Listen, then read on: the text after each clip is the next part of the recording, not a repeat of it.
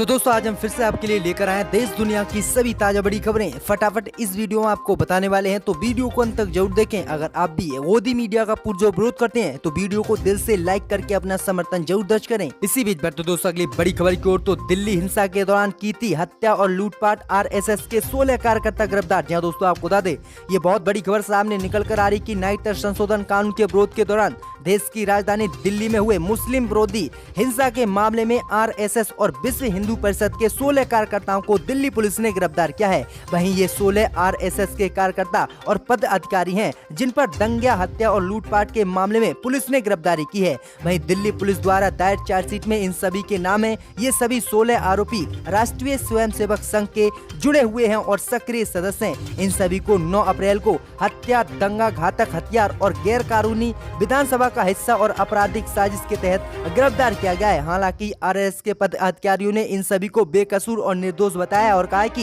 ये RSS से जुड़े होने के कारण इन पर निशाना साधा जा रहा है और ये सारे बेकसूर है, लेकिन पुलिस ने इनको गिरफ्तार कर लिया है और इनको थाना ले गई। देखते हैं आगे क्या कार्रवाई करती है। इसी बीच पर तो दोस्तों अगली बड़ी खबर की ओर, तो कांग्रेस के वरिष्ठ नेता दिग्विजय सिंह ने एक बार फिर से प्रधानमंत्री मोदी पर बोला हमला।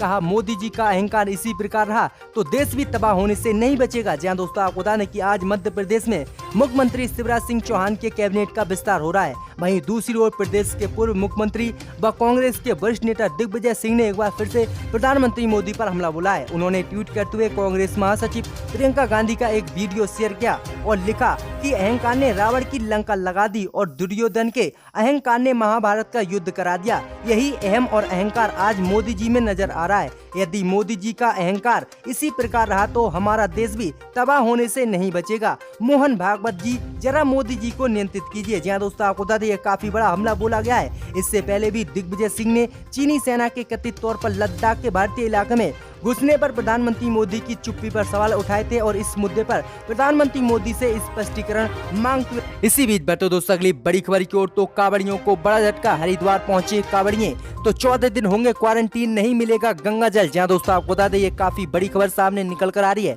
कि कोरोना वायरस की वजह से उत्तराखंड सरकार ने इस साल हरिद्वार में होने वाली कांवड़ यात्रा पर प्रतिबंध लगा दिया है। लिहाजा अब यात्री गंगा नदी से जल नहीं उठा सकेंगे। अगर कोई कांवड़िया उत्साह में चोरी छुपे हरिद्वार आ जाता है और वो प्रशासन की नजर में आ जाता है तो उसे प्रशासन 14 दिनों के लिए क्वारंटीन में रखेगा और इसका पूरा खर्च कांवड़िया को खुद उठाना पड़ेगा। इसलिए इस बार हरिद्वार की यात्रा पर न जाना ही बेहतर है। तो ये काफी बड़ा फैसला लिया गया है उत्तराखंड सरकार की तरफ से। इसी बीच तो दोस्तों अगली बड़ी खबर की ओर, तो चीनी सैनिकों ने भारत की जमीन पर कब्जा कर लिख दिया चीन। सैटेलाइट फोटो में आया नजर मोदी सरकार की खुली पोल। जहाँ दोस्तों आपको बता दें ये काफी बड़ी खबर सामने निकल कर आ रही है कि बीजिंग ने भारत के साथ सीमा के पास विवादित भूमि के एक टुकड़े पर चीन की सेना ने आज कब्जा किया है, जिस पर विशाल अक्षरों में मंदिर भाषा में चीनी सैनिकों ने चीन शब्द भी लिख दिया है और इस पर अपना दावा आज जताया है। वहीं आपको बता दें कि सैटेलाइट इमेज से ये खुलासा हुआ है और सैटेलाइट इमेज में साफ दिख रहा है कि हिमालय में विवादित क्षेत्र का एक स्थान जिसका नाम पेंगोल झील है, उसके पास चीनी सैनिकों ने इस पर कब्जा किया है और इस पर चीन भी लिख दिया है। वहीं आपको बता दें कि इस क्षेत्र में उन्होंने कई कैंप भी बना लिए हैं। तो ये मोदी सरकार के लिए काफी बड़ा झटका है, क्योंकि मोदी सरकार लगातार बोल रही है कि चीन ने किसी भी क्षेत्र में कब्जा नहीं किया है, लेकिन आज ये फिर बड़ा खुलासा हुआ है सैटेलाइट फोटोज के जरिए। इसी बीच पर तो दोस्तों अगली बड़ी खबर की ओर, तो प्रियंका गांधी के बंगला खाली कराने के आदेश पर भड़की अलका लंबा। कहा ये तो बस एक बहाना है, रची जा रही है बीजेपी की तरफ से गहरी साजिश। जहां दोस्तों आपको बता दें कि केंद्र की मोदी सरकार ने कांग्रेस महासचिव प्रियंका गांधी वाड्रा से नई दिल्ली स्थित बंगला को 1 अगस्त तक खाली करने का आदेश दिया है। इसी को लेकर अब केंद्र की मोदी सरकार के फैसले का कांग्रेस नेता अलका लंबा ने एक साजिश बताया है। अलका लंबा ने कहा कि एक एक कर कांग्रेस नेताओं की SPG सुरक्षा वापस लेना कोई गहरी साजिश की ओर इशारा करती है। अलका लंबा ने अपने ट्वीट में कई अहम बातें की और मोदी सरकार पर आरोप लगाए हैं। अलका लंबा ने कहा कि प्रियंका गांधी के शुभ चिंतकों को अब ये भी डर और चिंता सता रही है कि कहीं मोदी सरकार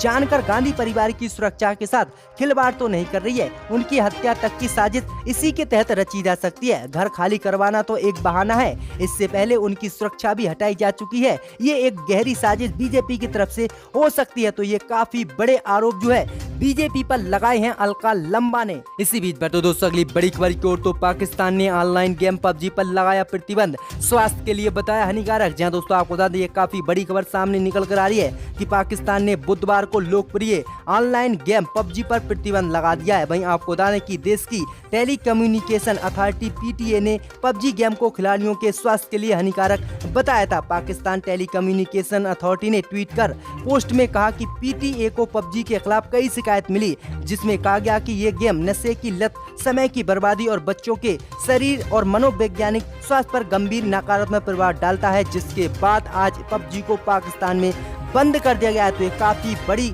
काम किया है पाकिस्तान ने। इससे पहले भारत ने भी 59 चाइनीज ऐप को बंद कर दिया था।